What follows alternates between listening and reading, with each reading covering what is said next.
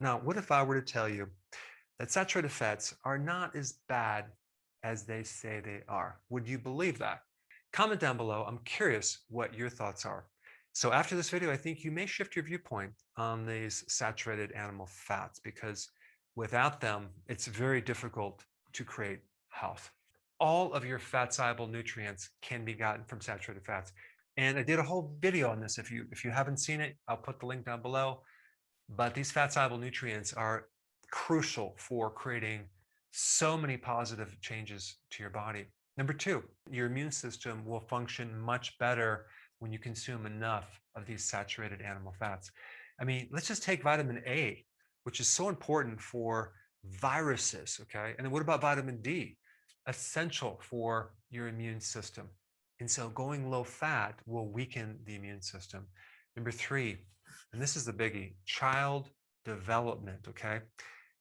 As a woman who's pregnant, okay, it's so important to consume enough saturated animal fats to provide the nutrients that this growing child needs, especially when you're pregnant and when you're lactating. Vital, vital, vital. And so this provides all the raw material that this child needs, as well as the trace minerals and the B vitamins, and especially these fat-soluble nutrients.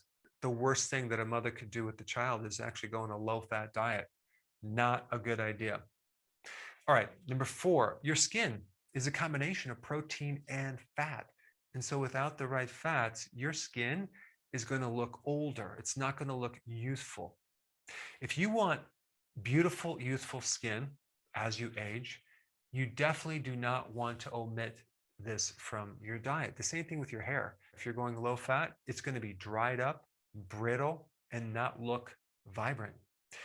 All right, number five, brain. Did you realize that most of your brain is mainly fat and cholesterol? And so you need DHA, which is an omega-3 fatty acid for cognitive function. What was that? Memory, focus, concentration, okay? All right, number six, saturated fat produce and release bile salts. The very thing that you need to help break down fats is actually made from cholesterol. And that's where bile comes from, cholesterol. And if you don't consume enough saturated fats, you're not going to release enough bile. In fact, one of the symptoms of a low-fat diet is gallstones. What's gallstones? That is a deficiency of bile that causes this cholesterol to crystallize and get really concentrated. So we need fat to help the release of this bile. All right, number seven, calcium absorption. That's vitamin D, right? Without vitamin D, your absorption of calcium can go down by 20 times. All right, number eight, fat in your food allows you to be satisfied so you can actually do intermittent fasting much more efficiently. Without enough fat in the diet, you're always just going to be hungry all the time.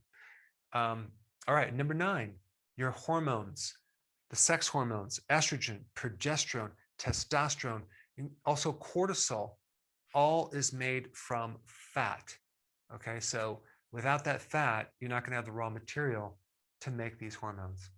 All right, your mood is affected by certain hormones that are made from fat. When people go on lower fat diets or less animal products, I do know that they get more anxiety, they get more depression. I'll put some links down below so you can see that link. Number 11, your bone health. Why? Because vitamin D is a fat-soluble nutrient, and you need that to prevent osteoporosis, osteopenia, and osteomalacia, which is softening of your bones, as well as rickets. All right, 12, your gut health. If you have a gut problem, whether it's inflammation or an autoimmune disease of your gut, and you have digestive issues, bloating, all that, and you just stay away from these animal fats, okay? You stay away from animal foods. Oh my goodness, is your gut going to be inflamed even more? So one amazing thing to do if you have an autoimmune condition of your gut is to increase the fat, okay? Not as much protein, moderate protein, but more fat. And you're going to notice that your gut is going to feel really good. A lot of the bloating will go away. I remember having a tremendous amount of gut issues actually in my late 20s and all through the 30s. And It wasn't until I started to increase more fat. I remember eating like hamburger and meats and stuff with more fat. I was like, wow, why doesn't my stomach hurt anymore? It felt so good. So in other words, you may find that your gut responds way better to animal fat than any other thing that you can eat. Now, before you leave, I just have to share this one thing with you, which is actually quite fascinating, okay?